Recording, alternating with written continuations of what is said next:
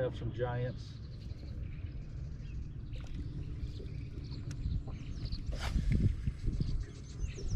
Definitely haven't got no giants off of this truck. And hopefully you guys will. There's some big ones eating. I'm due for a big one.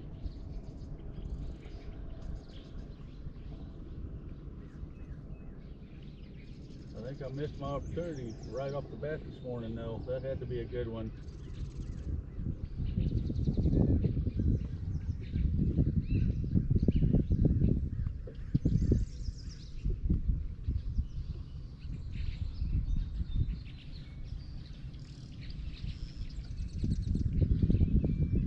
Oh, there he is.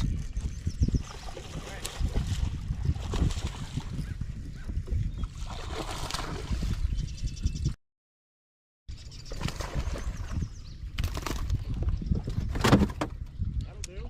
Yes. A 315. Oh, there you go, little buddy. Be free. Don't come back, Bob. Put him on my LD.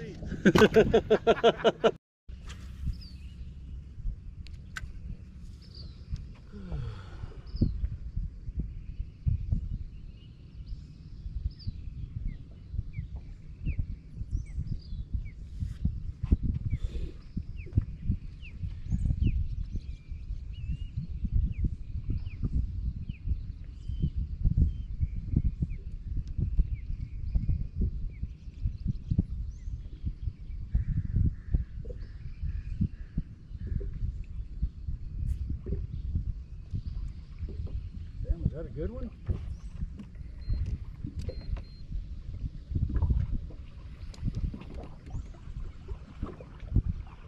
Might be a good one.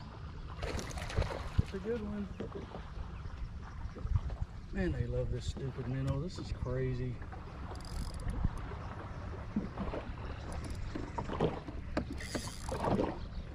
Woo-hoo.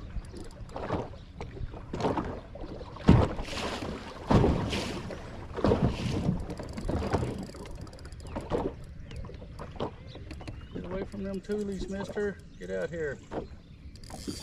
Oh my God.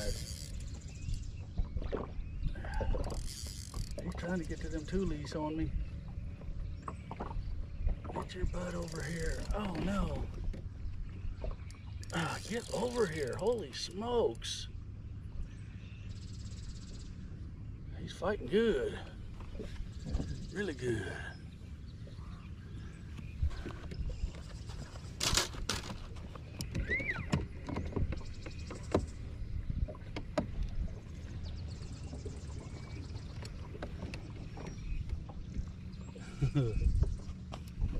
Ooh, oh my God, this is so much fun on this light tackle.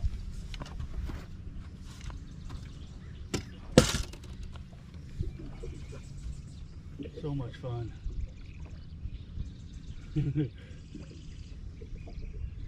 Oh, there we go, baby. Get over here. You gotta be getting tired. I know I am. Ah, right on. Another solid one on the menu.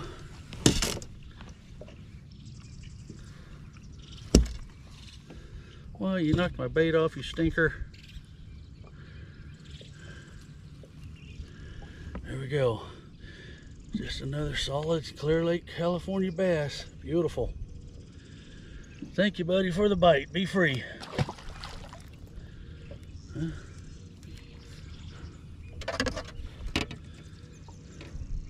I think I'll re-rig and do that again. Oh, throwing this bad boy right here. Oh, this little bitty tiny freaking ball head hook. Freaking crazy.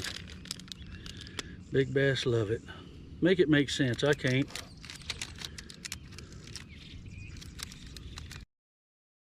Well, hello my friends, and welcome back to the channel. Yes, it is that time for your weekly Clear Lake, California fishing report. And evidently the neighbor dog wants to be part of it this week, because I've been waiting about 30 minutes for him to pipe down and I reckon he's got him a squirrel treat, because he's excited over there. Anyway, just bear with me and we'll get this done. But let's look at our conditions. The old Bubsy gauge is at 705. So it looks like it's gone down quite a bit. I'll have to look at last week's video and compare notes. I think it was 736 last week and 705 this week. So she's easing on down, but boy, we had some really hot weather. So that made a difference. And speaking of hot weather, man, I actually had 88-degree water in the Oaks on Sunday. That blew my mind. But today it's down to 80, so it dropped significantly. We're getting a few cooler nights here in the evenings, and the wind's just been insane. So water level 705 right there. The water clarity, I tried to get a video of it the other day, but I accidentally deleted it. We actually had the blue-green algae had blown into here, and I mean, it was just that real fluorescent looking blue.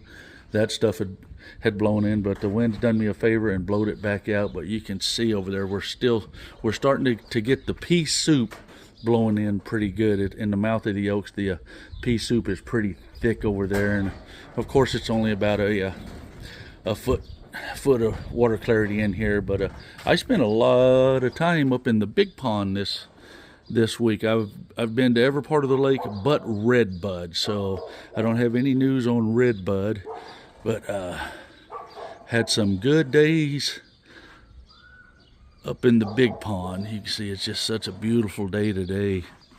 We could use more of these. The wind has been just crazy up here every evening, just cracking on us. Let's see. So we got the water temps I'm going to say you're going to find low 80s when you get up here this weekend. And we do have a little cooler spell going on. It's a full moon phase right now. The water clarity up north, I'm going to say the best I saw up there, I'm going to say about 2 foot. I didn't find a lot of really clear water. Maybe 3 up there in some of the community holes, but the majority of it was well, the algae bloom is starting, so that just turns everything that green tint, and then that stuff that Ross England tells you guys about a lot, that just kind of leaves that brownish tannic color, and you can see the trail of your trolling motor when you go through it. I encountered quite a bit of that too. So alrighty, let's see. I got your water clarity, I got your temp, and I got your level. So what have the fish been eating? I got to tell you guys, I had an awesome week, but I've been at the top of the hill and I've been at the bottom of the hill this week. My fishing's just been all over the place. So let's do the what's on deck, and I'll tell you guys how my week's been going. So these are in no particular order, it's just the way they landed. The LV bite has started. I spoke to some real nice subscribers that I met from Phoenix, and they had like a 30 fish day on the LV, and it's not my favorite bait to throw because it's such a heartbreaker. I've had so many big fish throw this thing out within 10 feet of the boat. So I mean, it's a fish catching machine up here right now because all the grass is starting to get good. Hopefully the state will decide to let us have some nice grass for a little while and not just nuke all of it. But the LV bite is going, and of course, no big surprise. The only 2 things you need to throw if you love the top water, and you can pretty much do it all day long, but the black and white frogs. And there's a lot of open water bites, and when the sun is high and bright, it just seems, I've been kind of just keying on the brush when it's high and bright. But then I like to throw the darker frog in the shade. I don't know why. I think it's just I just have confidence in that frog because I've caught so many good ones and big ones. So my confidence, if I had to choose from the 2, would be the black. And the thing is, just treat trees like they're docks and skip that frog up under there, and as tight to the bank as you can get has been key, and that can get you some really good ones. And this is no BS, you guys. My frog bite has absolutely gone to pot in the Oaks. I've actually gone out a few evenings and got skunked. We're talking hundreds of casts and not even a blow up. So I can't make that make sense. So there we are. And then flipping is definitely a good way to get them right now. This is the Berkley Game Hog, I believe, and I've been catching a bunch of little ones on this. I haven't got any big ones yet, but I'm talking to a lot of guys that are having some luck with the flipping, and the color is June Bug. So June Bug is the go-to color, and I'm just hard-headed, and I'm throwing that one because that's how I am. And chatterbait. I talk to, of course, you know, I'm going to talk to everybody I bump into, and some guys are having luck with the chatterbait. I just, I don't know, I was having so much fun with some baits that we're fixing to get to that that's the only reason it's not tied onto a reel right now. But still, just out of this world, catching big fish, catching tons of fish. This freaking mooching, mid-strolling, pinging minnow, whatever you want to call it, it's all basically the same thing, but just something about that simple little bait. I mean, how many times does a giant bass a day just eat a single minnow? I mean, it must be happening all the time because you can't hardly throw this thing without getting bit. It's on fire right now. It's a great bait. Speaking on fire, you guys think they're eating this thing? Look at this. They knocked its poor eyeball out. It's all deformed looking. Knocked half his hide off. I have been having an absolute blast with this Berkley Nessie.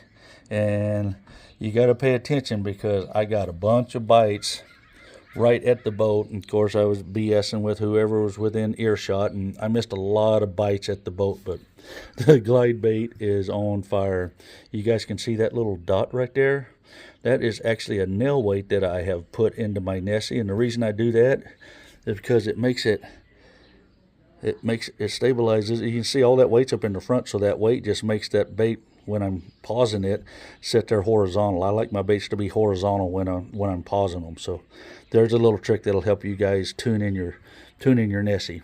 And the lunker plunkers and the spooks are getting bit. This is just kind of my little mid-range one. This is kind of in between the lunker plunkers and the spooks, so I'm trying to get the best of both worlds there. No giants on it yet. Got some followers, but you guys need to have those tied on. And I was getting all those bites right at the end of my cast with that Nessie, so I figured, well, maybe they're just wanting something a little faster. So I put on this little hard swim bait, this clutch. It you know, it's a more choppy. You fish it kind of like a spook. So I went with that just to show them something a little different, that different profile. And yeah, they were liking that also.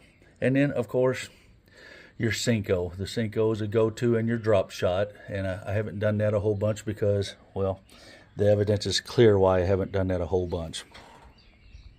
So that's what I'm throwing and having fun with, but is that the only thing you can catch them on? Absolutely freaking not.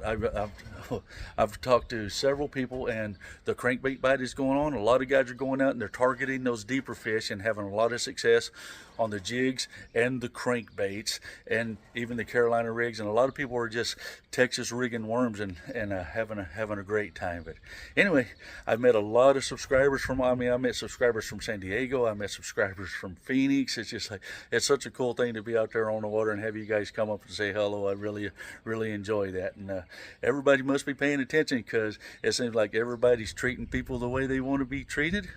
They're respecting the resource and really having a great time up here at Clear Lake. So keep that in mind when you get up here. Take a kid fishing, and peace out, baby.